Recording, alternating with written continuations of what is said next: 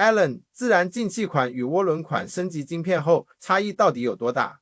其实两者的体验完全不同。就拿 Focus 来说，自然进气与涡轮版本的升级感受可以说是两种风格。如果你开的是自然进气款，升级后虽然账面马力提升不多，但体感会有明显改变。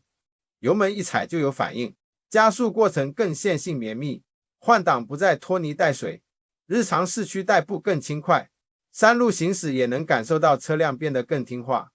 而在涡轮款 Focus 上，效果就更直接了，经过晶片优化后，马力与扭力大幅提升，贴背感更强烈，高速在加速时的延伸性也更充裕，超车不再需要深踩油门，油门反应变得灵敏干脆，每一次踩下去都能感受到源源不绝的动力输出。对于热血驾驶者来说，升级后的差异绝对一试成主顾。总结来说，自然进气车主能获得更灵敏顺畅的驾驭体验，而涡轮车主则能享受实打实的动力爆发。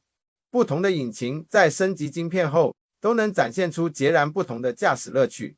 威视国际，顺畅有力 ，Peace。